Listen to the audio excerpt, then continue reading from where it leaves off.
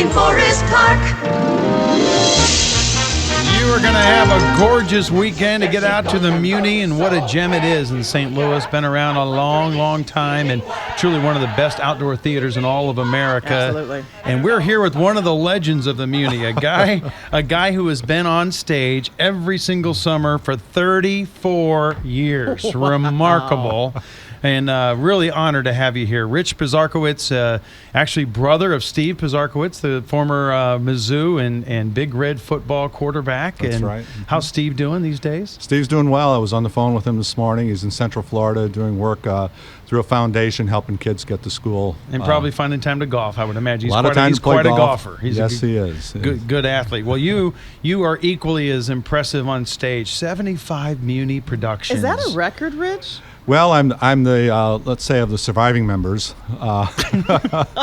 You're the senior most active member. There you are. There we well go. Put. That's nice. Good. Well, you're in Beauty and the Beast this weekend, and truly one of the favorites, especially among families. Belle is a huge favorite among little girls, and imagine you're getting good crowds this week, and expect some really big crowds this weekend. Yes. We as a matter of fact, our casting director Megan last night told us it was the largest Muny audience of the season.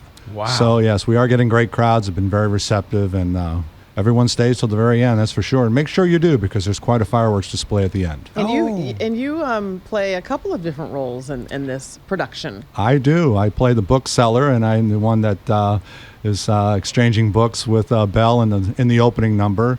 I come back as the bartender in Gaston, and I even come back as a big corkscrew and be our guest. Now, is that the big number where they're banging the cups and everybody's doing that? Yes, it is. I Yes, love it that is. scene. That is awesome. Quite a challenging dance number. Yes, and do you find every show, because from My Fair Lady, and you start naming all the shows you've appeared in over the years, every one of them has their own feel, their own demand, their own song. Is it tough to get into the characters of so many different types of movies? I mean, of stage productions? Well, professionally, that's what we do, and that's expected of us. And but you do it week to week. I mean, Yes, that's what I'm talking about. You got to change gears pretty quick. Yes, we do. But talking about changing gears, our Lumiere, Rob McClure, just last week played the baker in Into the Woods.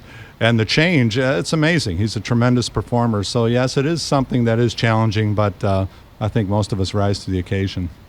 Great. Well, do you have a favorite musical production that you've had over the years? Is it Hello, Dolly, or My Fair Lady? Or, I mean, you can go down the list of the great ones. Do you have one that every time it comes back, you're like, yes, I love this music? Well, that's Fiddler on the Roof, and No question. I love Fiddler on the Roof. We just lost our Tevye, Theodore Bickel, a couple of weeks ago, and he was. I worked with him 3 times at the Muny in Fiddler on the Roof. I enjoyed Titanic that we did 5 years ago, but I think you have to put this Beauty and the Beast right up there with the cast that Mike Isaacson, our executive producer, has put together.